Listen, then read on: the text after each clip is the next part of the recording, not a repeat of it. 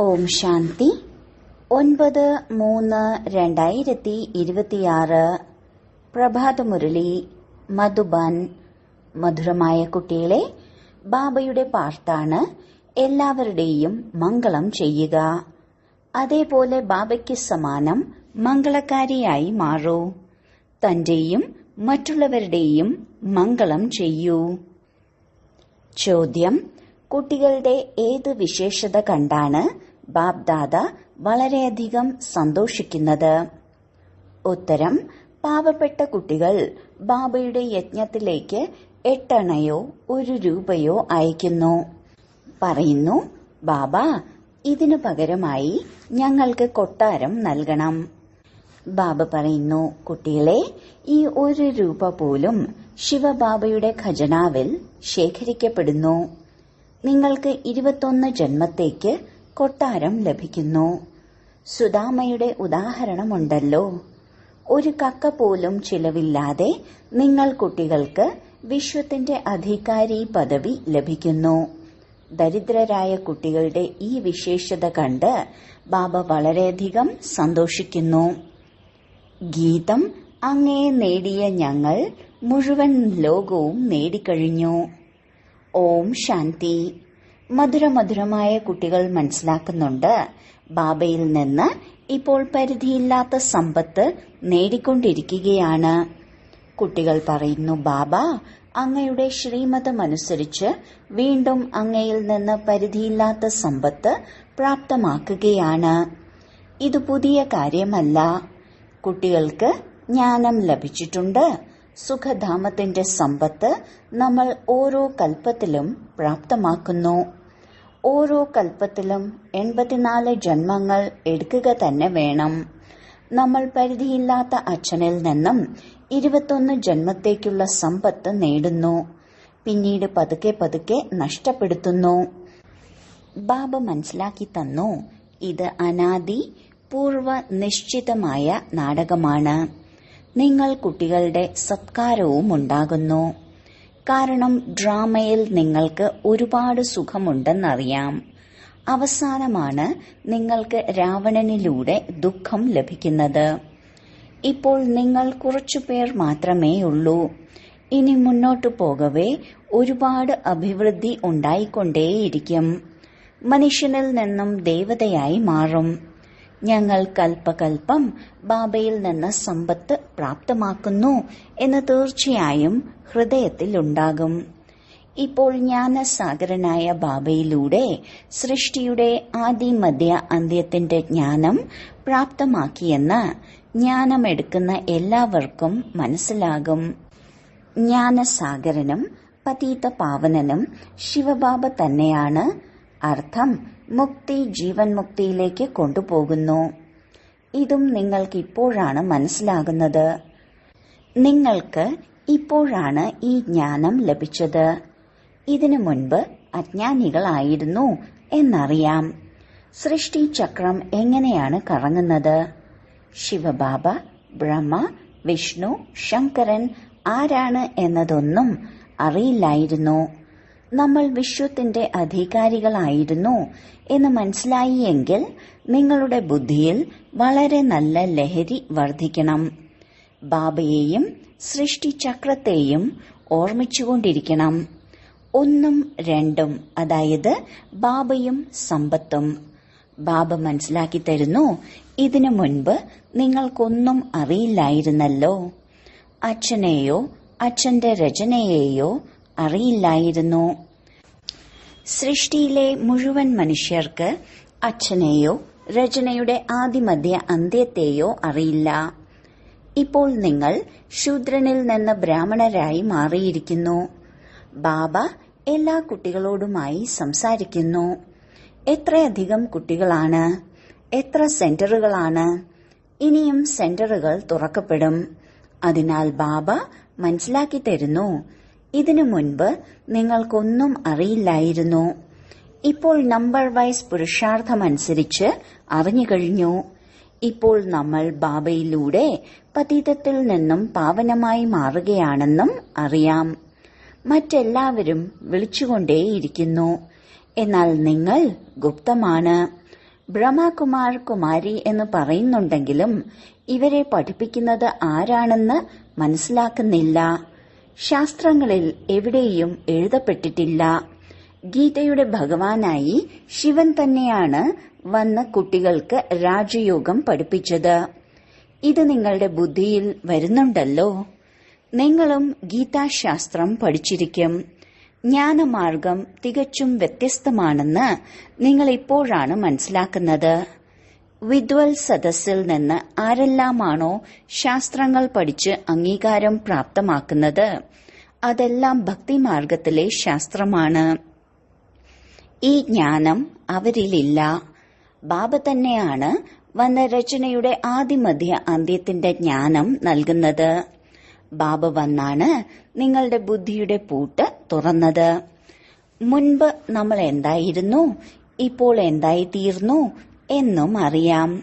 ബുദ്ധിയിൽ മുഴുവൻ ചക്രവും വന്നു കഴിഞ്ഞു. തുടക്കത്തിൽ ഒന്നും മനസ്സിലാക്കിയില്ലായിരുന്നു. ദിവസം തോറും ജ്ഞാനത്തിന്റെ മൂന്നാം നേത്രം വളരെ നല്ല രീതിയിൽ തുറന്നുകൊണ്ടേയിരിക്കുന്നു. ഭഗവാൻ എപ്പോഴാണ് വന്നതെന്നും ഗീതയുടെ ജ്ഞാനം കേൾപ്പിച്ച ഭഗവാൻ ആരായിരുന്നു എന്നുപോലും ആർക്കും അറിയില്ല. ഇപ്പോൾ നിങ്ങൾ മനസ്സിലാക്കി. ബുദ്ധിയിൽ മുഴുവൻ ചക്രത്തിന്റെയും ജ്ഞാനമുണ്ട്. നമ്മൾ എപ്പോൾ മുതൽ തോറ്റുപോയി, എങ്ങനെയാണ് വാമമാർഗത്തിലേക്ക് പോകുന്നത്, എങ്ങനെ ഏണിപ്പടി ഇറങ്ങി. ഏണിപ്പടിയുടെ ചിത്രത്തിൽ എത്ര സഹജമായാണ് മനസ്സിലാക്കി തന്നിരിക്കുന്നത്. 84 ജന്മങ്ങളുടെ ഏണിപ്പടിയാണ്. എങ്ങനെയാണ് ഇറങ്ങുന്നത്, കയറുന്നത്. പതിത പാവനൻ ആരാണ്, ആരാണ് പതിതമാക്കി മാറ്റിയത്. ഇതെല്ലാം നിങ്ങളിപ്പോൾ മനസ്സിലാക്കി. മറ്റെല്ലാവരും വെറുതെ പാടിക്കൊണ്ടിരിക്കുന്നു. രാവണരാജ്യം എപ്പോഴാണ് തുടങ്ങുന്നതെന്ന് മനസ്സിലാക്കുന്നില്ലല്ലോ. എപ്പോൾ മുതൽക്കാണ് പതീതമായത്.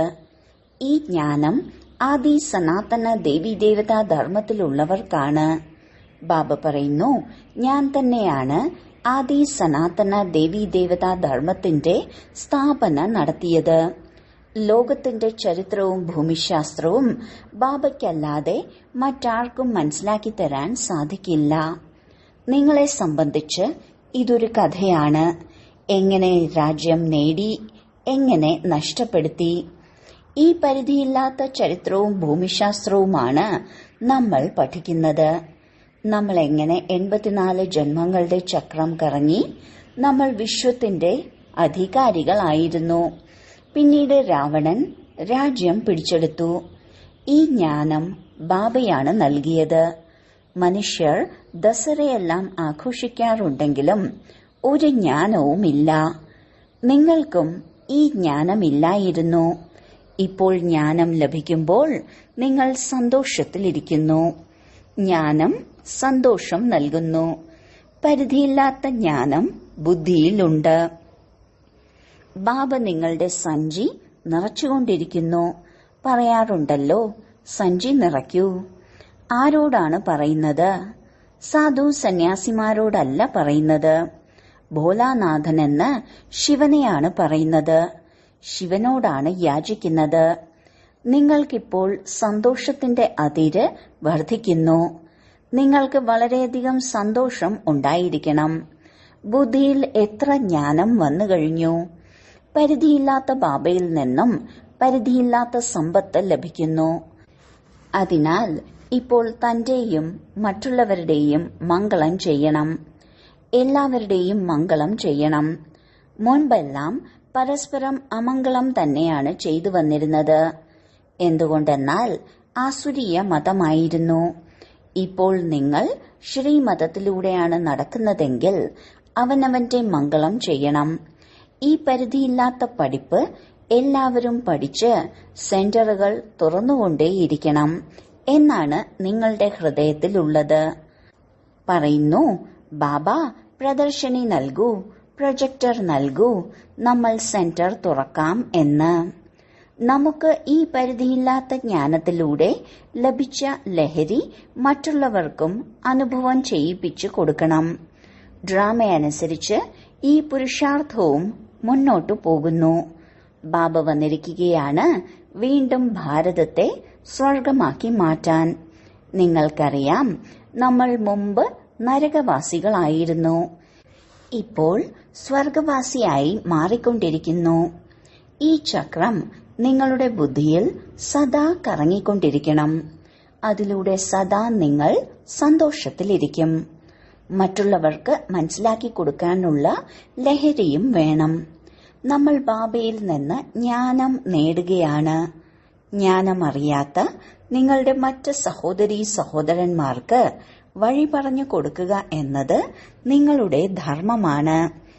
എല്ലാവരുടെയും മംഗളം ചെയ്യുക എന്നത് ബാബയുടെ പാർട്ടാണ്. അതുപോലെ മറ്റെല്ലാവരുടെയും മംഗളകാരിയായി മാറുക എന്നതും നിങ്ങളുടെ പാർട്ടാണ്. ബാബ മംഗളകാരിയാക്കി മാറ്റി എങ്കിൽ അവനവന്റെയും മംഗളം ചെയ്യണം, മറ്റുള്ളവരുടെയും മംഗളം ചെയ്യണം. ബാബ പറയുന്നു, നിങ്ങൾ ഇന്ന സെന്ററിൽ പോയി സേവനം ചെയ്യൂ. ഒരു സ്ഥലത്ത് മാത്രം ഇരുന്ന് സേവനം ചെയ്യരുത്. എത്രത്തോളം സമർത്ഥരാണോ അത്രത്തോളം അവർക്ക് സേവനം ചെയ്യാനുള്ള താൽപര്യവും ഉണ്ടായിരിക്കും. ഇന്ന സ്ഥലത്ത് പുതിയ സെന്റർ തുറന്നിട്ടുണ്ട്. ആരെല്ലാമാണ് സേവനയുക്തർ, വിശ്വസ്തർ, ആജ്ഞാകാരികൾ എന്നെല്ലാം അറിയാമല്ലോ. അജ്ഞാനകാലത്തിൽ പോലും കുപുത്രരായ കുട്ടികളുടെ മേൽ അച്ഛൻ ദേഷ്യപ്പെടാറുണ്ട്. ഇവിടെ പരിധിയില്ലാത്ത ബാബയാണ് പറയുന്നു, ഞാൻ വളരെ സാധാരണ രീതിയിലാണ് മനസ്സിലാക്കി തരുന്നത്. ഇതിൽ പേടിക്കേണ്ട ആവശ്യമില്ല. ഇവിടെ ആര് എന്തു ചെയ്യുന്നുവോ അവർക്ക് പ്രാപ്തിയും ലഭിക്കും. ശപിക്കേണ്ടതായോ ദേഷ്യപ്പെടേണ്ടതായോ ഉള്ള കാര്യമൊന്നുമില്ല. ബാബ മനസ്സിലാക്കി തരുന്നു, എന്തുകൊണ്ട് നല്ല രീതിയിൽ സേവനം ചെയ്ത് അവനവന്റെയും മറ്റുള്ളവരുടെയും മംഗളം ചെയ്തുകൂടാ. എത്രത്തോളം മറ്റുള്ളവരുടെ മംഗളം ചെയ്യുന്നുവോ അത്രത്തോളം ബാബയും സന്തോഷിക്കുന്നു. പൂന്തോട്ടത്തിൽ ബാബയും കാണും, ഈ പുഷ്പം എത്ര നല്ലതാണ്, ഇത് മുഴുവൻ പൂന്തോട്ടമാണ്. പൂന്തോട്ടം കാണാൻ വേണ്ടിയാണ് ബാബ ഇടയ്ക്ക് സെന്റർ ചുറ്റിക്കറങ്ങാൻ പറയുന്നത്. ഏതെല്ലാം പൂക്കളാണ് ഉള്ളത്, എങ്ങനെയെല്ലാമാണ് സേവനം ചെയ്യുന്നത്, പോയാലല്ലേ അറിയാൻ സാധിക്കൂ. എങ്ങനെ സന്തോഷത്തിൽ നൃത്തമാടുന്നു എന്ന് ബാബയോടും വന്ന് പറയാറുണ്ട്. ബാബ, ഞങ്ങൾ ഇന്നയാൾക്ക് ഇപ്രകാരം മനസ്സിലാക്കി കൊടുത്തു. ഇന്ന് തന്റെ പതിയെ തന്റെ സഹോദരനെ കൊണ്ട് വന്നിരിക്കുകയാണ്. ബാബ വന്ന് എങ്ങനെ വജ്രതുല്യമായ ജീവിതമുണ്ടാക്കുന്നു എന്നത് മനസ്സിലാക്കി. ഇതെല്ലാം കേൾക്കുമ്പോൾ ഞങ്ങൾക്കും കാണണം എന്ന് തോന്നും. കുട്ടികളിൽ ഉന്മേഷം വരുമ്പോൾ മറ്റുള്ളവരെയും കൊണ്ടുവരുന്നു. ലോകത്തിന്റെ ചരിത്രവും ഭൂമിശാസ്ത്രവും അറിയണം. ഭാരതം വിശ്വത്തിന്റെ അധികാരി ആയിരുന്നോ എന്ന് നിങ്ങൾക്ക് സ്വയം തീരുമാനിക്കാൻ സാധിക്കും. ഇപ്പോൾ എന്താണ് അവസ്ഥ? സത്യത്രേതായുഗത്തിൽ എത്ര സുഖമുണ്ടായിരുന്നു. ഇപ്പോൾ ബാബ വീണ്ടും വിശ്വത്തിന്റെ അധികാരിയാക്കി മാറ്റിക്കൊണ്ടിരിക്കുന്നു. അവസാന സമയം ലോകത്ത് ഒരുപാട് ബഹളമുണ്ടാകുമെന്നറിയാം. യുദ്ധമൊന്നും അവസാനിക്കുന്നില്ലല്ലോ. എവിടെയെങ്കിലും യുദ്ധം ഉണ്ടായിക്കൊണ്ടേയിരിക്കും. എവിടെ നോക്കിയാലും കോലാഹലമായിരിക്കും. എത്ര പ്രശ്നങ്ങളാണ്. വിദേശത്ത് എന്തെല്ലാമാണ് നടക്കുന്നത്. ഞങ്ങൾ എന്താണ് ചെയ്യുന്നതെന്ന് അറിയുന്നേയില്ല. എത്ര കൊടുങ്കാറ്റാണ് ഉണ്ടാകുന്നത്. മനുഷ്യരും മരിച്ചുകൊണ്ടേയിരിക്കുന്നു. ദുഃഖത്തിന്റെ ലോകമാണ്. നിങ്ങൾ കുട്ടികൾക്കറിയാം, ഈ ദുഃഖത്തിന്റെ ലോകത്തിൽ നിന്ന് ഞങ്ങൾ പോയി കഴിഞ്ഞു. ബാബ ആശ്വസിപ്പിച്ചുകൊണ്ടിരിക്കുകയാണ്. ഇത് മോശമായ ലോകമാണ്. കുറച്ചു സമയത്തിനുള്ളിൽ നമ്മൾ വിശ്വത്തിൽ രാജ്യം ഭരിക്കും. ഇതിൽ സന്തോഷമുണ്ടായിരിക്കണമല്ലോ. സെന്ററുകൾ തുറന്നുകൊണ്ടേയിരിക്കുന്നു. ബാബ എഴുതുന്നു, സെന്ററുകൾ തുറക്കുമ്പോൾ നല്ല നല്ല കുട്ടികൾ പോകൂ. ഹൃദയത്തിൽ സ്ഥാനം പിടിച്ചവരുടെ പേരും എഴുതും. അനേകരുടെ മംഗളം ഉണ്ടാകുന്നു. ബാബ, ഞങ്ങൾ ബന്ധനസ്ഥരാണ് എന്ന് ഒരുപാട് പേർ എഴുതുന്നുണ്ട്. സെന്ററുകൾ തുറന്നാൽ ഒരുപാട് പേർക്ക് വന്ന് സമ്പത്ത് പ്രാപ്തമാക്കാം. ഇതെല്ലാം നശിക്കുമെന്നറിയാം. അതിനാൽ എന്തുകൊണ്ട് അനേകരുടെ മംഗളത്തിനു വേണ്ടി പ്രയോഗിച്ചുകൂടാ? ഡ്രാമയിൽ അവരുടെ പാർട്ട് അങ്ങനെയാണ്. ഓരോരുത്തരും അവനവന്റെ പാർട്ടാണ് അഭിനയിക്കുന്നത്. മറ്റുള്ളവരെ ബന്ധനമുക്തരാക്കുന്നതിനു വേണ്ടി എന്തെങ്കിലും സഹായം ചെയ്യാം എന്ന ദയ തോന്നണം. അവരും സമ്പത്തെടുക്കട്ടെ. ബാബയ്ക്ക് എത്ര ചിന്തയാണ് ഉള്ളത്. എല്ലാവരും കാമചിതയിൽ കത്തിയെരിഞ്ഞുകൊണ്ടിരിക്കുകയാണ്. മുഴുവൻ ശ്മശാനമായി മാറിക്കഴിഞ്ഞു. അല്ലാഹു വന്ന് ശ്മശാനത്തിൽ നിന്നുണർത്തി എല്ലാവരെയും കൊണ്ടുപോകുന്നു എന്ന് പറയാറുമുണ്ട്. രാവണൻ എങ്ങനെ തോൽപ്പിച്ചു എന്ന് ഇപ്പോൾ നിങ്ങൾക്കും അറിയാം. മുൻപൊന്നും മനസ്സിലാക്കിയില്ലായിരുന്നു. ബ്രഹ്മാവ് വജ്രവ്യാപാരിയും കോടിപതിയുമാണ്. ഇത്രയും കുട്ടികളുമുണ്ട്. ലഹരിയുണ്ടാകുന്നുണ്ടല്ലോ. നമ്മൾ പൂർണമായും പതീതമായിരുന്നു എന്നിപ്പോൾ മനസ്സിലാക്കുന്നു. പഴയ ലോകത്തിൽ തന്നെ ലക്ഷപതികളും കോടിപതികളും ഉണ്ടായാലും അതെല്ലാം കക്കയ്ക്ക് സമാനമാണ്. ഇപ്പോൾ അതെല്ലാം തന്നെ നശിച്ചു. മായ എത്ര ശക്തിശാലിയാണ്. ബാബ പറയുന്നു, കുട്ടികളെ സെന്റർ തുറക്കൂ, എന്നാൽ അനേകരുടെ മംഗളമുണ്ടാകും. പാവപ്പെട്ടവർ പെട്ടെന്ന് തന്നെ ഉണരും. ധനവാന്മാർ അല്പം പതുക്കെയാണ് ഉണരുക. അവർ അവരുടെ സന്തോഷത്തിൽ തന്നെ ലയിച്ചിരിക്കുന്നു.